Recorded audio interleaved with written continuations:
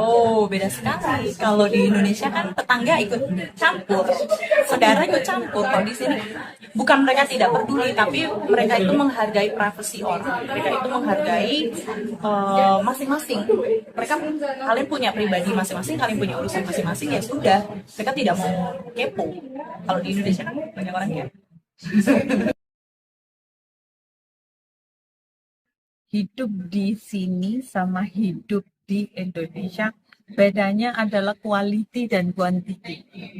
Kalau hidup di sini kualitinya bagus sekali, tapi kuantitinya berkurang karena tidak ada pembantu, tidak ada supir, tidak ada gojek, tidak ada banyak kemudahan, tapi kualitasnya terjamin.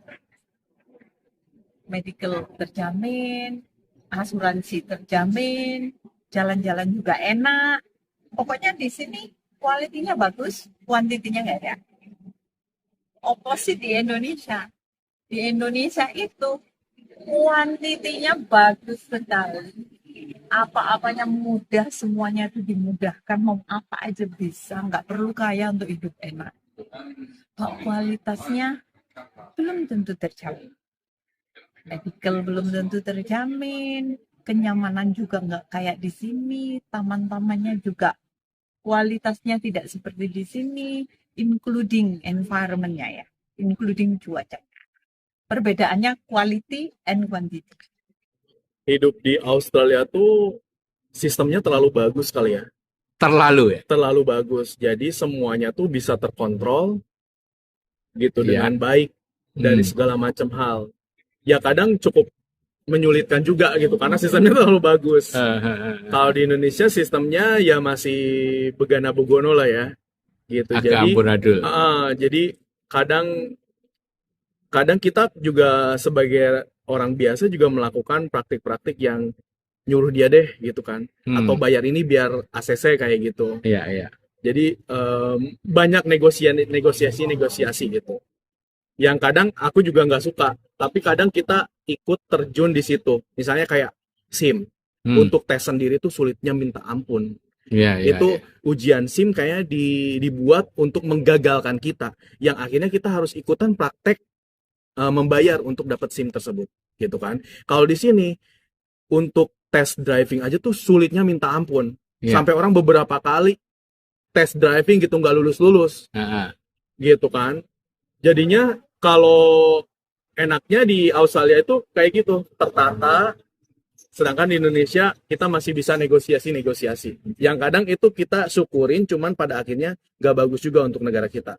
Di Iya, Australia ini kadang kita benci, tapi itu memperbagus kualitas mereka gitu. iya. Jadi SIM itu kalau di Indonesia susah tapi memang sengaja supaya orang bayar. Di Indonesia Seolah-olah, gitu ya, ya. seolah-olah. Kalau di sini susah tapi memang ya susah memang kan nggak bisa dinegosiasi gitu kan. Karena semuanya apa ya, disesuaikan dengan peraturan dari kawasan masing-masing gitu. Keselamatan juga. Itu salah satu contohnya di SIM. Belum di yang lain-lainnya. Gitu. Terus kayak di Australia, misalnya buka usaha makanan nih, itu kan pengecekan dari government-nya bener-bener cukup kompleks ya Pak. Ya. Diperhatikan semuanya. Dan kita nggak bisa negosiasi untuk menyuap atau apapun.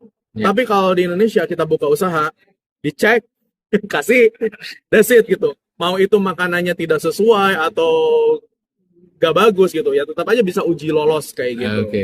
Nah itu yang kadang hal ini negatif, tapi kadang disyukurin oleh beberapa orang karena itu lebih memudahkan. Di sini bagus banget, kadang juga bikin jengkel gitu. Gitu. Kalau di Australia lebih enak kali ya, karena bisa support lifestyle, terus juga kayak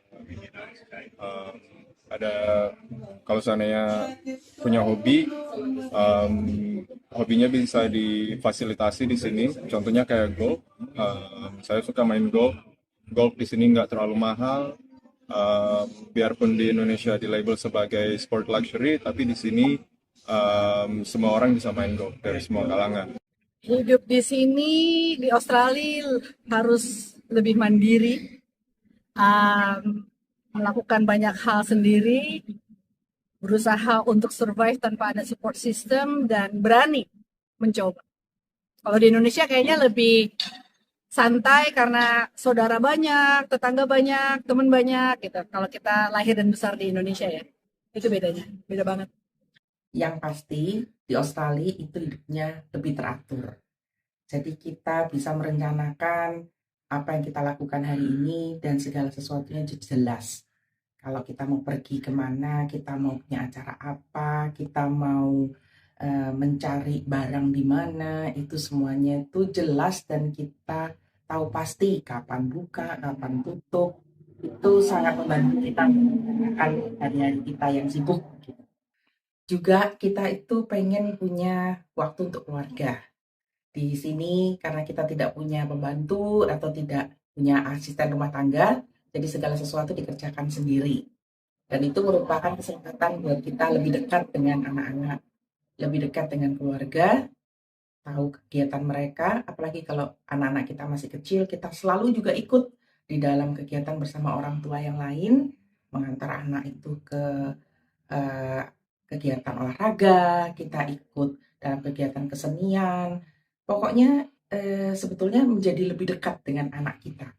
Dan kita tahu perkembangan dia dari teman-teman sesama orang tua.